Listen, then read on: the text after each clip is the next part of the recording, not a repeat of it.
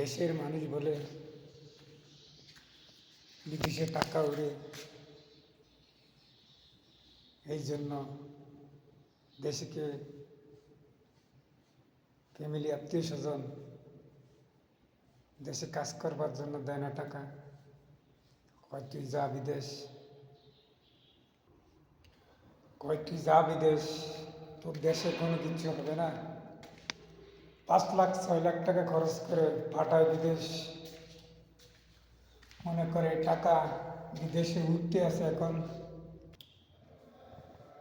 এখন ছেলেকে পাঠায় বিদেশ, কয় তোর দেশে কোনো কিছু হবে না, তুই দেশে থাকলে ব্যবসা বাণিজ্য করবি না, হয়ে যাবি নষ্ট। তাই পাঠিয়ে দেয় 5 লাখ টাকা দিয়ে, যা তুই বিদেশ গিয়ে কামাই কর, আর টাকা দে, পয়সা দে। এখন ছেলে আসে বিদেশ, এসে দেখে যার সাথে কথা বলছে সে আবাসিক হোটেলে দিব, রেস্টুরেন্টে দিব, হেন দিব। এখন আইসে দেখে এখানে চাকরি নাই।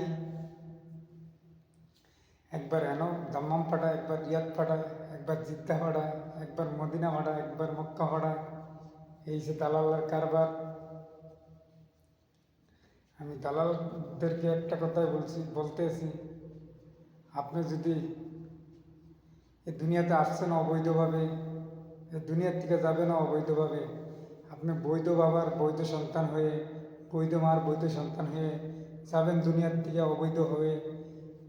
আমার এটা বলার উদ্দেশ্য যে আপনি লাভ করেন, ঠিক আছে, আপনি টাকা খাটান অথবা আপনি নলেজ খাটান। আপনি যেন লাগবে না 10 টাকা, হেন আপনি লইয়াতন 1 লাখ টাকা। তো আপনাকে অবৈধ বলবো নাকি বৈধ বলবো? অবৈধই বলতে হবে, কারণ আপনি অবৈধভাবে, আল্লাহ বলেছেন, আল্লাহ রাসূল বলেছেন ব্যবসা হালাল, আপনি ব্যবসা করতে আছেন হারাম। কারণ এর ভিতরে মুনাফা বেশি। এই জন্য আপনি হালাল ব্যবসা দিয়ে হারাম ব্যবসা দেওয়া ভাড়াভাড়ি। এই জন্য আপনাকে বলছি, আপনি দুনিয়াতে আসছেন বৈধ হয়ে, যাবেন অবৈধ হয়ে, আপনার পুরো অল বডি নিয়ে যাবেন অবৈধ করে।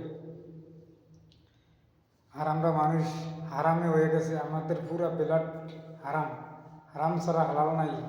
এই জন্য দুনিয়াতে অশান্তি আর শান্তি নাই। শান্তি এখন মানুষ কোথায় বিস্তায়? টাকার পিছনে বিস্তায়। টাকার ভিতরে দেখে অশান্তি। মানুষ আরেকজনের পিছনে ঘুরে তারপরে গিয়ে দেয় অশান্তি।